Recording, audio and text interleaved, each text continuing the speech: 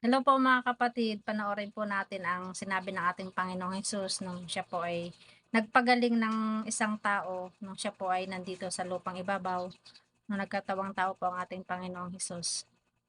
At ito rin po yung sinasabi namin bilang instrumento ng ating Panginoon Diyos, bilang spiritual healer sa mga taong napapagaling sa pahintulot po ng ating Panginoong Diyos na nagmumula po sa Kanya kapangyarihan kung bakit po gumagaling ang mga tao.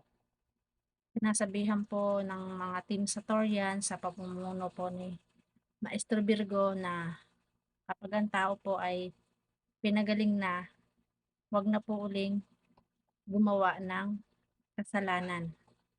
Wag na po uling magkasala.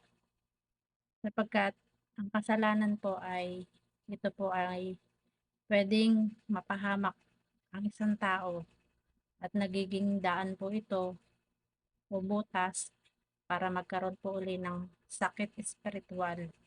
Sa pong kaalaman nito mga kapatid, sinishare ko rin po sa inyo sa pahintulot natin Panginoon Diyos.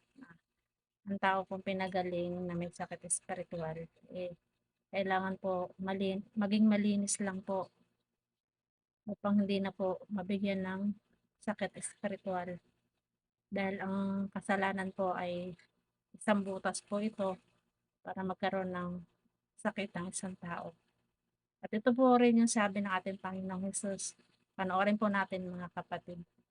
Hindi nakilala ng lalaki kung sino ang nagpagaling sa kanya dahil nawala na si Jesus sa dami ng tao. Hindi nagtagal, nakita ni Jesus sa templo ang taong pinagaling niya at sinabihan, "Oh, magaling ka na ngayon. Huwag ka nang magkasala pa at baka mas masama pang mangyari sa iyo."